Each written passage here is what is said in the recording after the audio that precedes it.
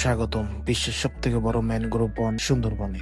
প্রকৃতির এক অপূর্ব বিস্ময়, যেখানে নদী, খাল আর ঘন সবুজ মিলিয়ে সৃষ্টি করেছে এক অনন্য জগৎ। রয়্যাল বেঙ্গল টাইগার, কুমির, চিত্রা হরিণ, অসংখ্য পাখি আর বৈচিত্র্যময় জীব বৈচিত্র্যের আবাসস্থল এই সুন্দরবন। ইউনেস্কো ঘোষিত বিশ্ব ঐতিহ্যের এই বন শুধু বাংলাদেশের গর্ব নয়, পুরো বিশ্বের জন্য এক অমূল্য প্রাকৃতিক সম্পদ। চলুন আজকের ব্লগে ঘুরে দেখি সুন্দরবনের অপরূপ সৌন্দর্য আর জানি এর অজানা গল্পগুলো। আজকে আমরা যাচ্ছি হলো সুন্দরবন ট্যুরে।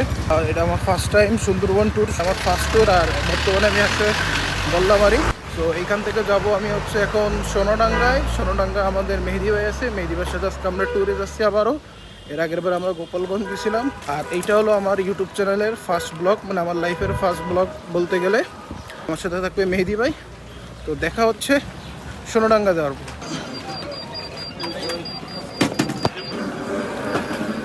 সো গাইস, এখন আমরা সোনাডাঙ্গায় চলে আসছি। এরপরে মেহেদি ভাই আসুক, তারপরে আমরা আমাদের বাকি জার্নিটা শেয়ার করব।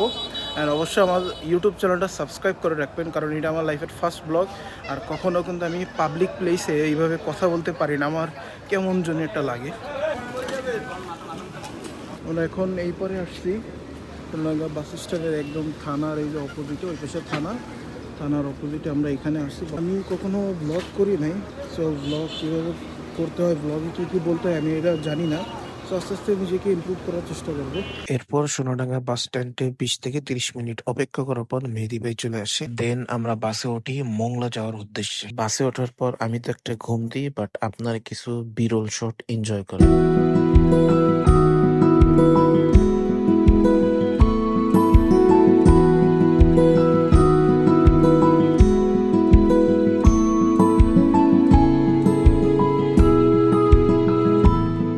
বাস থেকে নেমে আমরা নদী পার হওয়ার জন্য অপেক্ষা করতে থাকি। দীর্ঘ সময় অপেক্ষা করার পর ফাইনালি আমাদের ট্রলারটি চলে আসে। দেন আমরা ট্রলারে উঠে পড়ি ঢাংমারি গ্রামের উদ্দেশ্যে। নদীর বুকে ভেসে চলা নৌকা, দুই তীরে সবুজ আর সুন্দরবনের রহস্যময় জলপথ, সব মিলিয়ে প্রকৃতি এখানে তার সবচেয়ে অপরূপ রূপে ধরা দেয়। এরপর নদী পার হয়ে আমরা অটোতে উঠে ঢাংমারি গ্রামের উদ্দেশ্যে।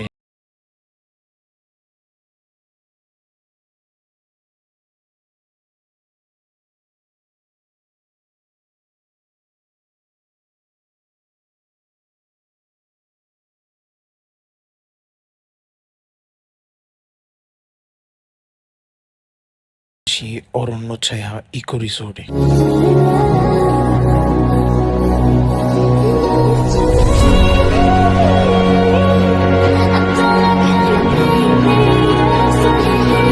এটি হলো তাদের রিসোর্টের একটি রুম, যেখানে একটি কাপল বেড আছে এবং একটি সিঙ্গেল বেডও আছে। আর তাদের রুমের ডিজাইনটা আমাদের বেশ ভালোই লেগেছে, বিশেষ করে তাদের সিলিং এর ডিজাইন। এটা আমার কাছে খুবই গর্জিয়াস লাগছে। সকালের ব্রেকফাস্টে ছিল খিচুড়ি, ডিম ভুনা আর ঝাল ভর্তা। ব্রেকফাস্টের পর রুমে চলে যাই, ছোট্ট একটা ঘুম দিই।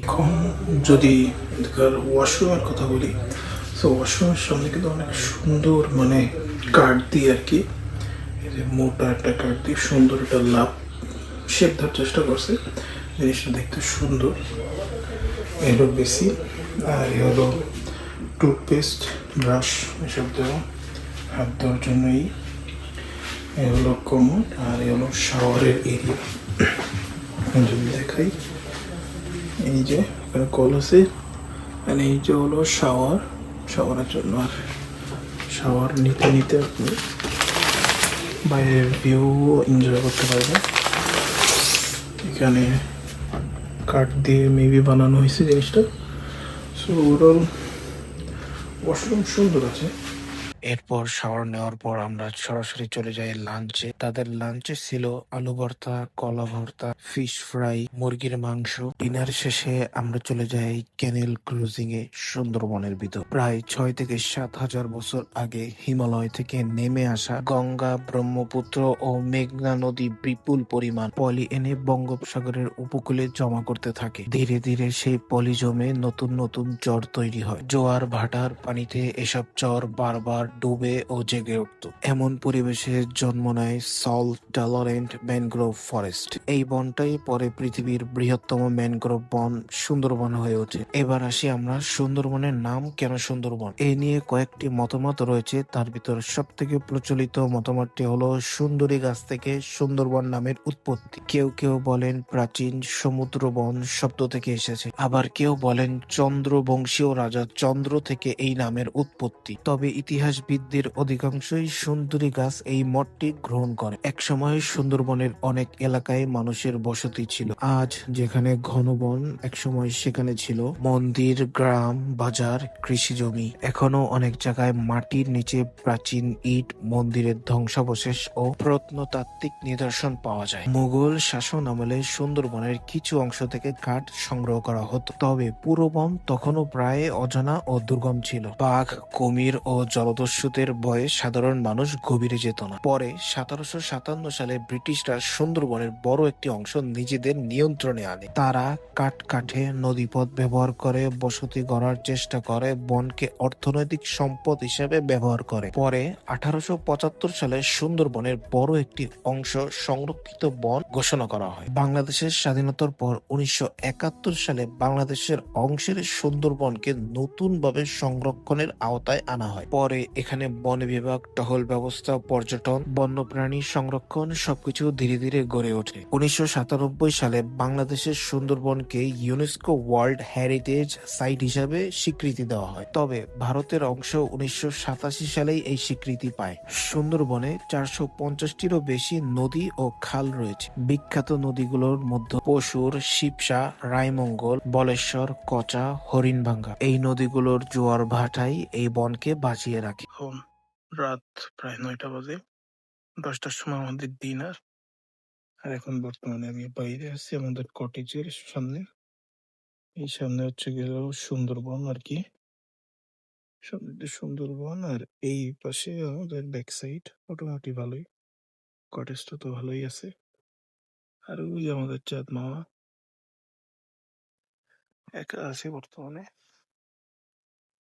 কোয়ালিটি ফুল টাইম স্পেন্ড করতেছে একা একা। আসলে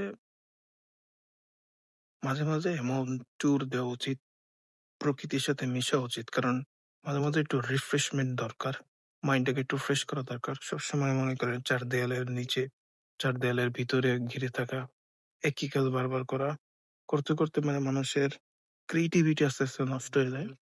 এর জন্য মাঝে মাঝে ট্যুর দেওয়া উচিত, লাইফটাকে এনজয় করা উচিত।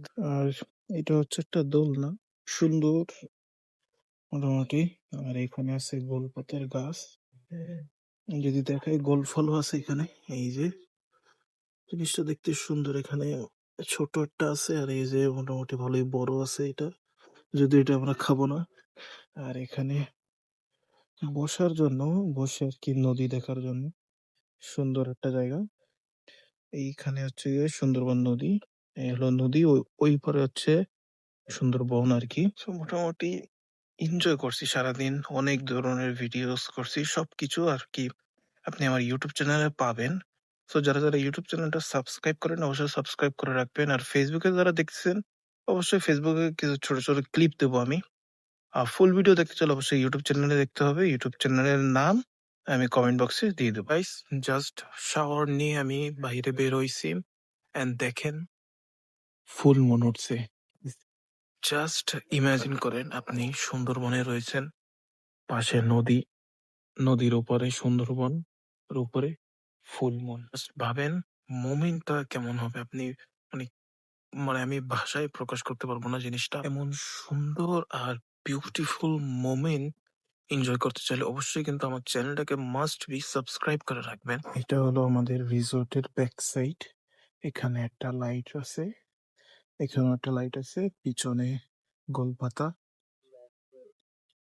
জাস্ট ভাই এনজয় করতেছি, লাইফটাকে ভাই এনজয় করেন। আপনার কাছে যদি টাকা থাকে, সময় থাকে, লাইফটাকে এনজয় করেন। দেন আমরা চলে যাই ডিনারের জন্য। ডিনারে আমাদের জন্য ডাল ভর্তা, হাঁসের মাংস এবং সবজি ছিল।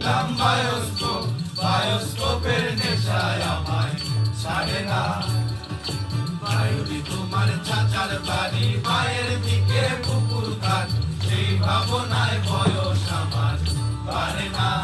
এরপর গানটাকে এনজয় করতে করতে ঘুমায় গেলাম। যেহেতু আমাদের একদিনের ট্যুর ছিল তাই সকাল সকাল ঘুম থেকে উঠে বাড়ির দিক রওনা দিলাম। যাওয়ার পথে পশুর নদীর সুন্দর ভিউ এনজয় করতে করতে নদীটাকে পার করলাম। দেন একটা ইজি বাইক নিয়ে মংলা বাস স্ট্যান্ডের পথে এত বিউটিফুল একটা ভিউ এনজয় করতে করতে আমরা বাস স্ট্যান্ডে চলে আসলাম। দেন বাসের ভিতর লোকজনের ঘামের গন্ধ আর ঠেলাঠেলি এনজয় করতে করতে প্রিয় শহর খুলনায় চলে আসলাম। তো আজকের জন্য ব্লগটা এখানে এন্ড করছি, দেখা হচ্ছে নেক্সট ব্লগ নিয়ে। চ্যানেলে নতুন হয়ে থাকলে অবশ্যই চ্যানেলটাকে সাবস্ক্রাইব করে রাখবেন।